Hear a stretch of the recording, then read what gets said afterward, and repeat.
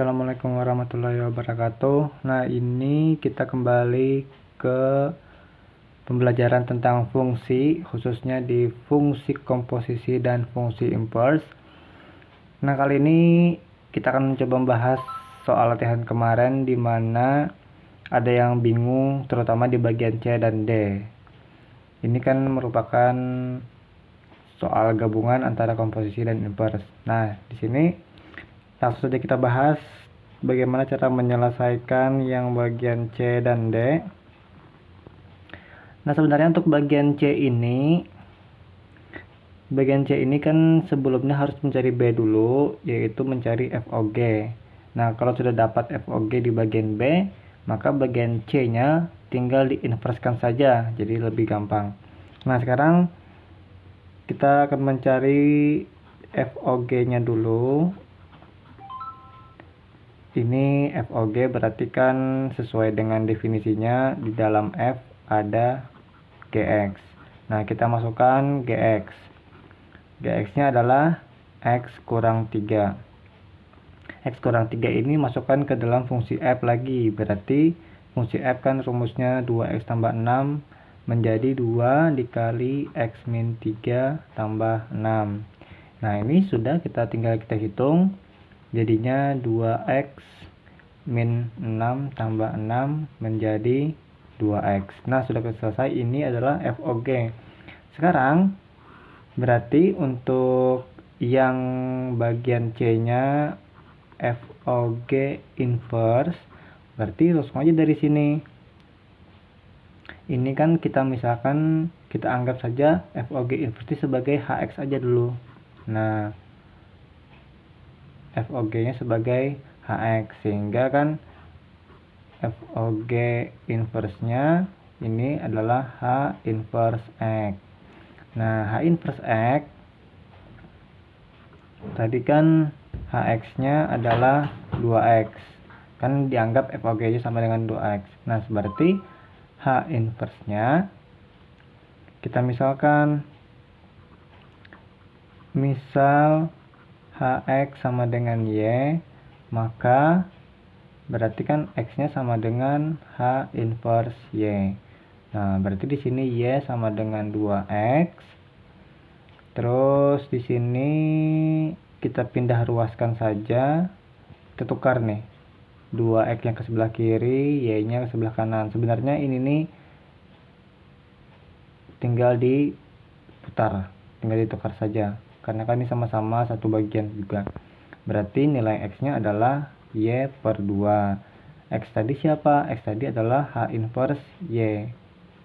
Nah, berarti H inverse Y-nya adalah Y per 2. Nah, sudah, inilah jawaban untuk yang FOG inverse, dimana sebenarnya H inverse ini kan tadi kita pakai permisalan bahwa FOG inverse X-nya yaitu X per 2. Nah, sudah, ini untuk yang bagian C. Nah, untuk bagian D-nya kita lanjut ke sebelahnya, yaitu di sini ada G inverse dikomposisikan dengan F inverse X. Nah, berarti dari sini sebelum masuk ke penyelesaian bagian D, kalian harus mencari tahu dulu berapa G inverse-nya, berapa F inverse-nya. Didapat dari yang bagian A sebenarnya. Nah, tadi kan Fx-nya kan 2x tambah 6, berarti F inverse X-nya adalah, kita cari dulu F inverse-nya. Berarti kan Fx-nya kita anggap sebagai Y, berarti X-nya sama dengan F inverse Y. Terus berarti Y-nya sama dengan 2X tambah 6. Kita pindah ruaskan. Ini berarti Y dikurang 6 sama dengan 2X. Nah, ini bertukar. 2X-nya berarti sama dengan Y min 6. Berarti nilai X-nya adalah Y min 6 per 2. Nah, berarti F inverse dari Y-nya adalah Y min 6 per 2. Maka kita ganti menjadi X kembali. F inverse X-nya berarti X min 6 per 2. Nah, ini untuk F inverse. Sekarang G inverse sebelahnya ya. G inverse-nya berarti di sini kita anggap Gx-nya sebagai misalkan A, berarti X-nya itu merupakan G inverse dari A. Nah, ini kita lanjut. Gx-nya tadi adalah A sama dengan X min 3. Kita pindah berarti A tambah 3 sama dengan X. Terus kita balik saja, X-nya sama dengan A tambah 3. Nah, ini sudah langsung X. Ganti aja langsung dengan G inverse. Berarti G inverse A-nya adalah A tambah 3. Sehingga G inverse dari X-nya kembali adalah X tambah 3. Nah, ini sudah ketemu nih. X F inverse dan G inverse. Tinggal kita komposisikan.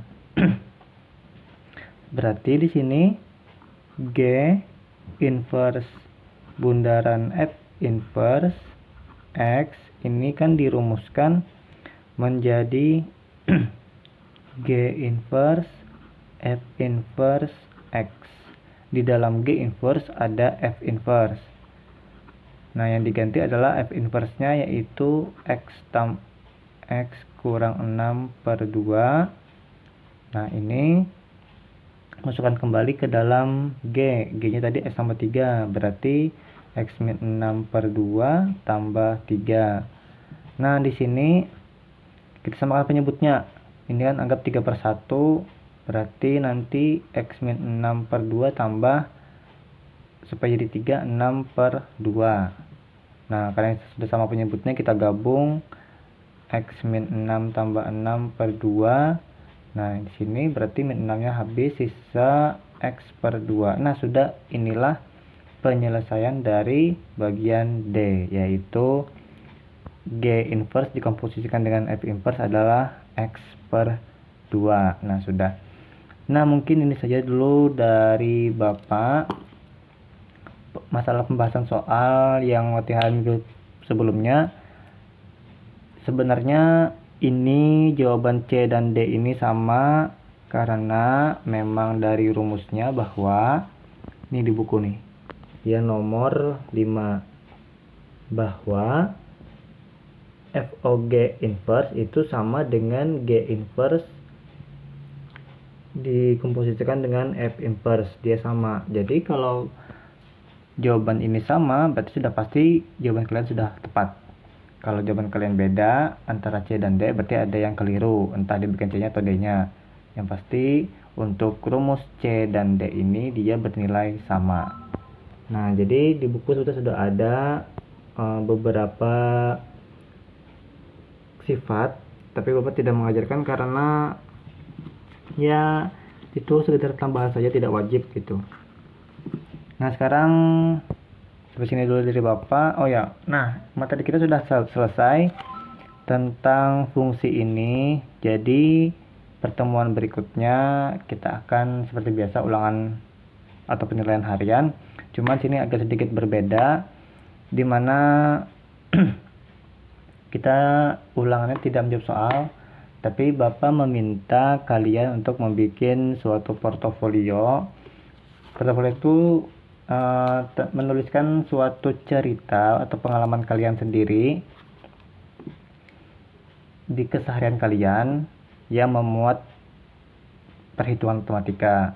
Jadi nanti kalian ceritakan saja, nanti terus saja sini namanya siapa di suatu kertas atau kelasnya siapa.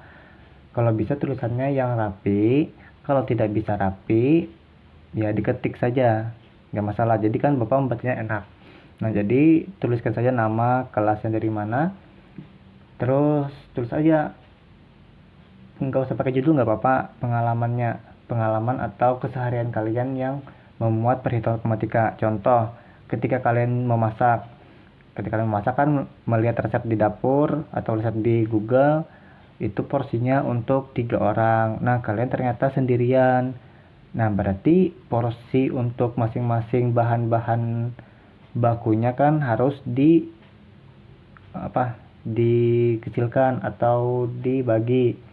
Nah, jadi nanti kalian bikin aja, misalkan saya mau bikin nasi goreng, ternyata di sini di Google atau di resepnya tertulis tuh 3 orang, sehingga saya membagi bahan-bahannya menjadi sepertiganya, yaitu yang asalnya garam harus 2 sendok makan menjadi 1/3 sendok makan misalkan.